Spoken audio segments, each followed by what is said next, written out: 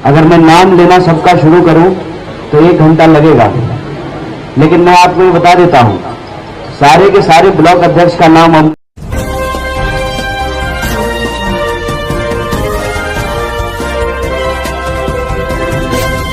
अगर मैं नाम लेना सबका शुरू करूं तो 1 घंटा लगेगा, लेकिन मैं आपको ये बता देता हूं, सारे के सारे ब्लॉक अध्यक्ष का नाम अब मुझे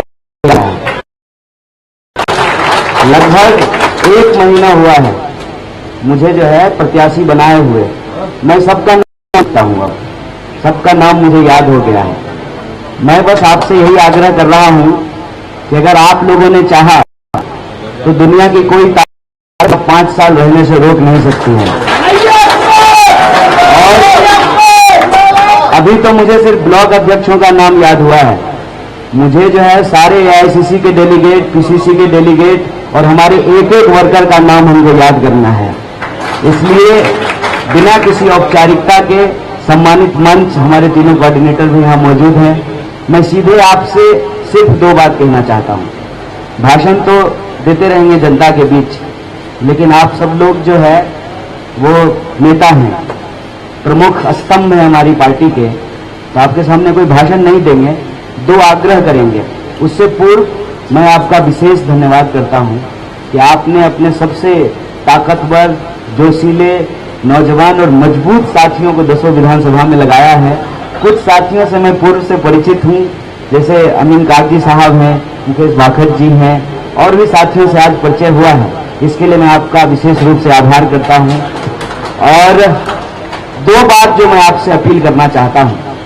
पहली बात ये, इसमें कोई 2 राय नहीं है कि हमारा चुनाव दिनों दिन बेहतर होता जा रहा है, लेकिन एक कहावत है ना, मत चूको चौहान। हमारी नजर बिल्कुल जो है टिकी रहनी चाहिए अपने लक्ष्य पे, और अंतिम फैसला तो 4 जून को आएगा, और 4 जून को क्या फैसला आएगा वो तय होगा 25 मई को, और 25 मई को क्या होगा वो निर्भर करता है कि हम अभी से लेकर के 25 मई की शाम तक कैसे काम करेंगे।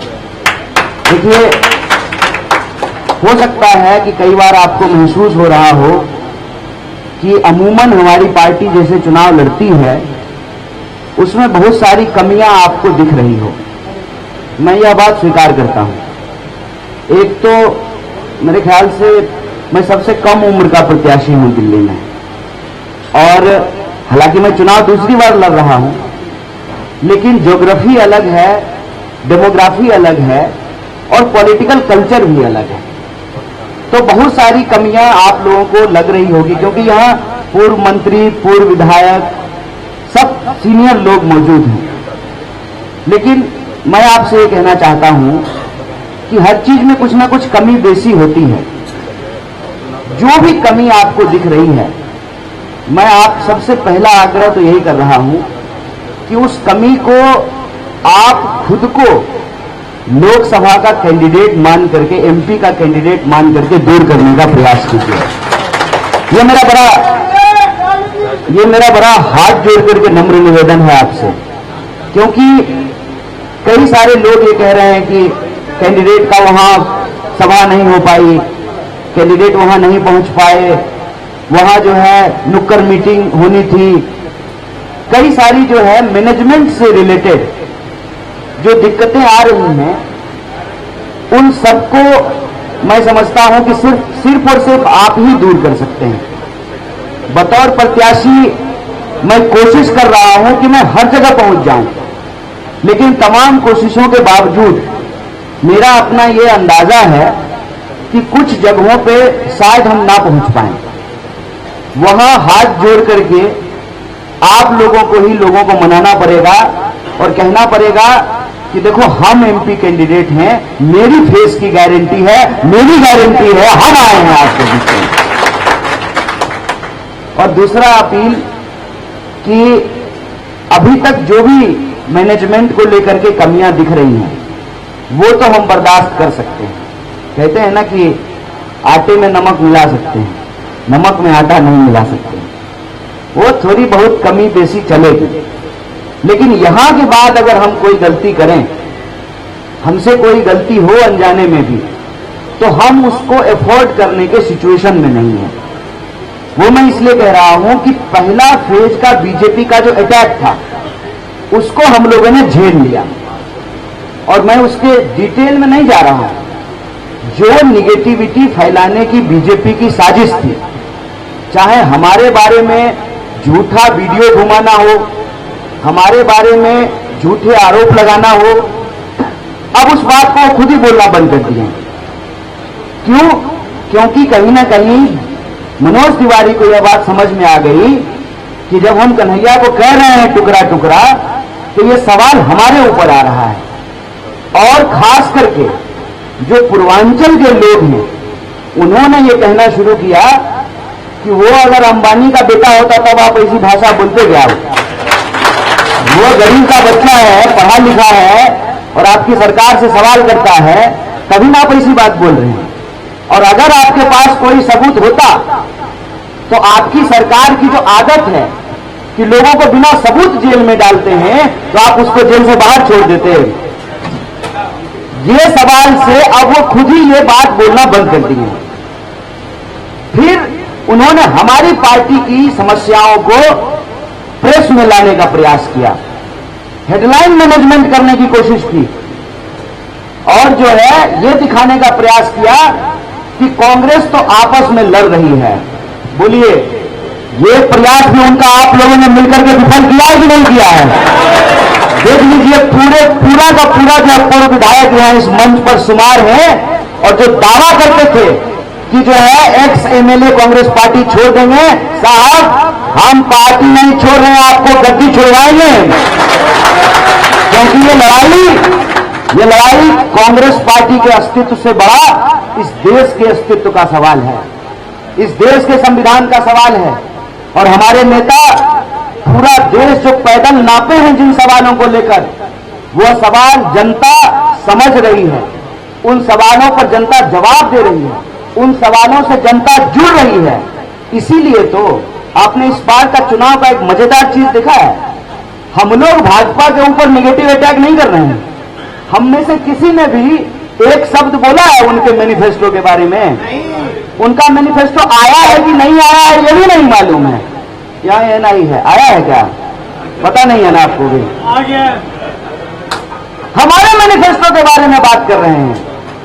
सरकार आप 10 साल से चला रहे हैं, मंत्री आपके, मुख्यमंत्री आपके, प्रधानमंत्री आपके, दावा आप 400 का कर रहे हैं और चर्चा हमारे मैनिफेस्टो का कर रहे हैं। इसी को कहते हैं अब मेरी हिम्मत की चर्चा गैर की महफिल में है। और मैं आपको बता दूं सबसे जरूरी चीज कि इस बार का चुनाव राजनीतिक कार्यकर्ता और नेता से ज्यादा जनता लड़ रही है, और इस बात को आप सब स्वीकार करेंगे कि नॉर्थ ईस्ट दिल्ली भी देश से अलग नहीं है। यहां भी जनता आकर के कार्यकर्ता को पकड़ के ले जा रही है कि चलिए प्रचार करके आते हैं। बोलिए, ऐसा माहौल है कि नहीं है?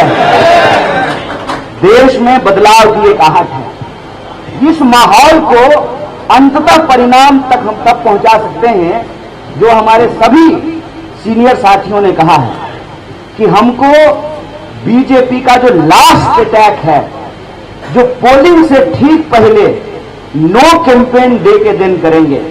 अभी तो नकली भाजपा ही आना शुरू किए हैं, असली खिलाड़ी आएंगे। 10 साल में प्रधानमंत्री नहीं आए हैं ना, इस बार नॉर्थ ईस्ट की दिल्ली को हम प्रधानमंत्री का भी दर्शन करवाएंगे। इनके सारे मुख्यमंत्री उतारेंगे, इनके सारे मुख्यमंत्री उतारेंगे, इनके सारे मंत्री उतारेंगे, और जितना पैसा कमाया है ना, सब पैसा जो हम नॉर्थ ईस्ट की जनता पर जो है ना उड़वाएंगे, इनसे इनका खाता खाली करवाएंगे। लास्ट अटैक जो है उसके लिए हमको एकजुट रहना है। वो ये है कि वो एक राउंड और दुष्प्रचार करेंगे, एक राउंड।